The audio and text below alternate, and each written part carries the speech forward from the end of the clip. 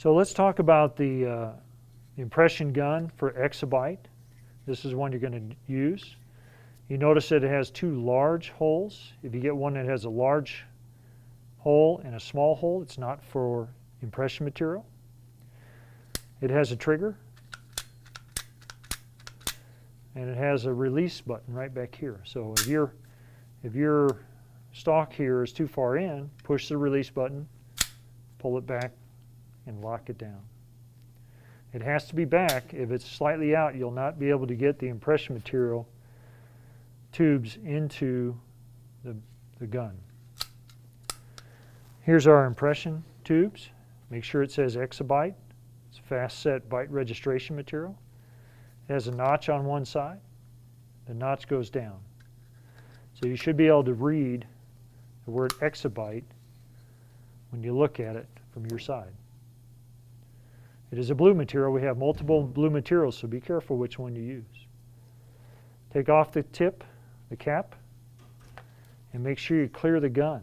If somebody else has used it, they may have gotten catalyst into the base hole. So simply clear the gun with like one squeeze and wipe it off clean. You can wipe it with a piece of gauze, make sure it's clean. And then you're going to apply your tip. This is a short tip. It's a double mixing tip. It has a little notch on it on one side. Fits into the notch in the gun. And now you're ready to use your exabyte. Before you use your exabyte on the bite fork, make sure that you mark your patient with the reference plane locator. I like to lay my patients down so I can see what I'm doing. And also I have proper ergonomic position. I don't want to be leaning over and breaking my back. We mark this position, this reference mark, from our incisal, distal of our incisal edge of the central incisor, or the lateral incisor on the mesial, and you make a mark. This will be your reference mark for your third plane, your third point of your plane. Now that we've got the reference mark positioned, you're going to use exabyte on the bite fork, and it doesn't matter if you do it this way, to the left side of the patient, or to the right side of the patient. Doesn't matter. Okay. I happen to like to do it on the right side, so I'll show you that method. When I use my exabyte, make sure you check with the professor what they want you to do. I actually put some on the top side and on the bottom side before I put that in. You also may want to explain to your patient of how they're going to help you with the Facebow. You're going to have the patient help you put this in your ear holes because they'll press firmly and get it positioned properly. So make sure you teach them about holding on to the sides of the Facebow to help you put it in their ear hole. And we'll practice that. So you kind of guide them, and then they press firmly, and you will lock them into position with this front lock. So they can't take it out currently. Loosen that, have them pull it out once we get our bite fork in. This is the quick lock toggle. It's different than the whip mix. This part right here goes forward. It only fits one way into this mount here. Place it into the Facebow and lock it in so it doesn't come out. Okay, now you're ready with your quick lock toggle. It should be loose. Don't loosen it too much, otherwise it'll fall apart. You can put this on before you put the Facebow on your patient. So now let's mount the bite fork on our patient. So like I said, check with your professor. I like to put exabyte on both the upper side, and I'll seat that on the patient. Then I turn it over and I say, now I'm going to put 3 little dabs on the other side. Now you have to make sure you tell your patient, do not bite down. I'll tell her to close down and freeze, which means hold your jaw in one position. And I put this to the right and bite down. I like to have exabyte on both sides so that the patient can hold the bite fork in there for me. When I attach the Facebow I like to put the number 1 on first and actually do it upside down. It's just easier for me to get my fingers in there upside down. You can do it like the manual says, right side up, but it's harder to twist it. Once you get the toggle on there, now you're going to have your patient help you. She's going to grab the sides of the Facebow, and we're going to guide her toward her ear holes, and she's going to squeeze tightly, and we're going to lock it in. Now I'm going to take a look at her intercondylar width. Hers is 105, which is pretty close to our 110 average.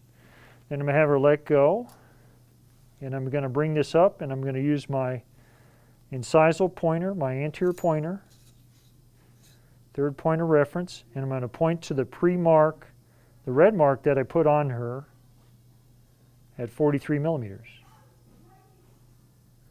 Then I'm going to lock number 2. It has a number 2 on it. I'll make that nice and tight.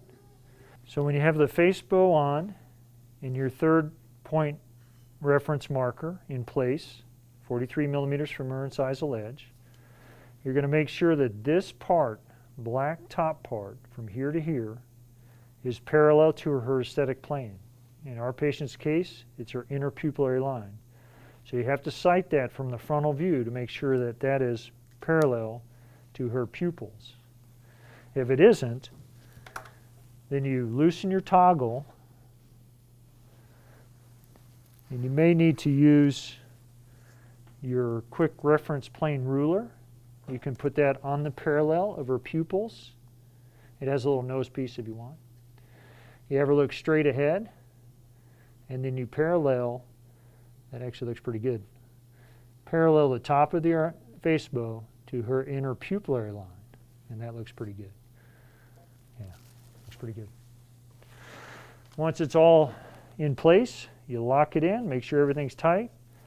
You move your third point reference marker. You loosen the Facebow because it's locked on your patient. You slide it out and have her open. And now you have your Facebow.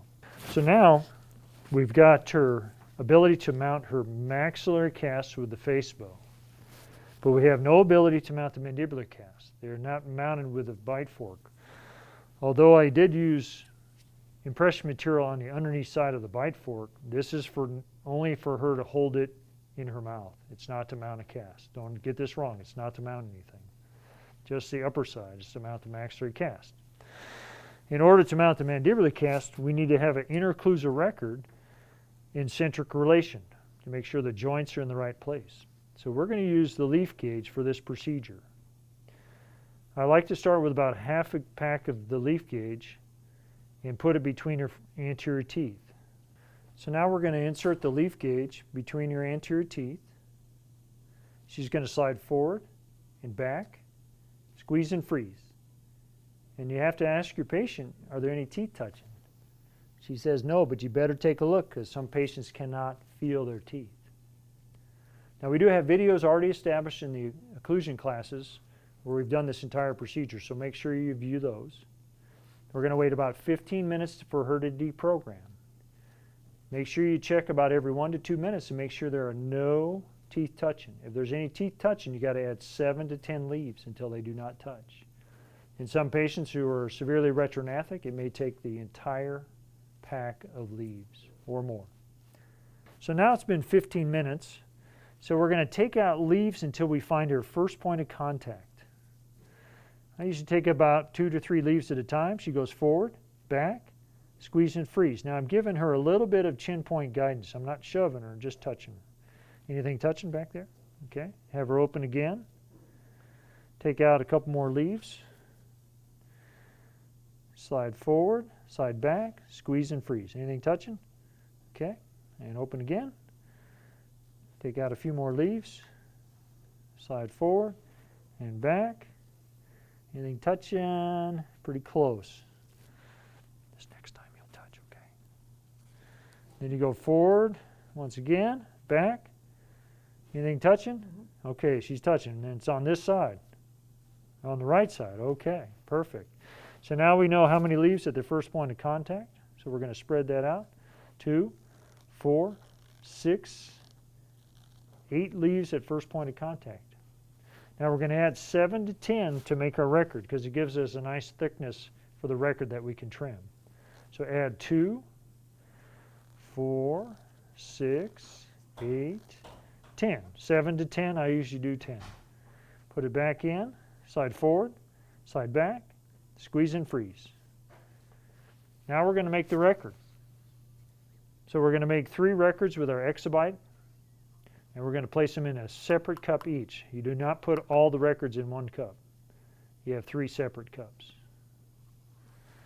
When I inject my exabyte, I like to inject on the maxilla so it doesn't impact the tongue.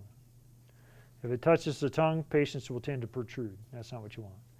So we do a practice round with the patient. I'd say, patient, I'm going to take out the leaf gauge. I'm going to put exabyte on your upper teeth.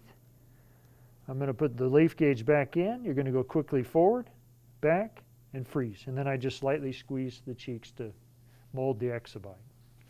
Patient performed that well. She understands. So let's do our first record. Open big. Get your exabyte ready. Inject from second molar to canine. Second molar to canine. Put your leaf gauge back in. Slide forward, back, freeze, and squeeze the cheeks a little bit. In 15 seconds, you'll have your first of 3 records. Okay, the record is set. You take the leaf gauge out, open big, take your records out. You got 2 more records to do. Don't let them touch. Gauge in, forward, back, squeeze, freeze. And before you set these records in the cup, turn on your overhead light.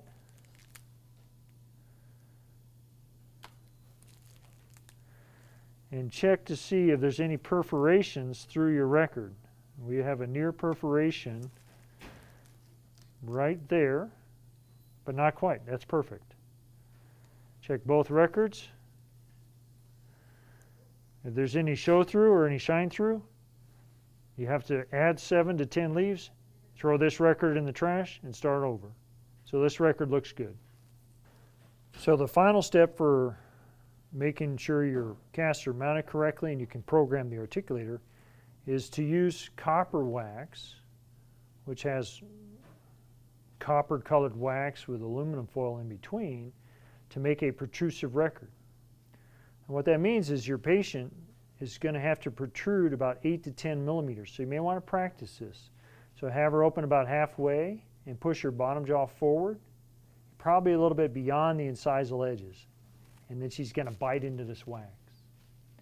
And that'll give you a record that we can program the condylar elements of your articulator.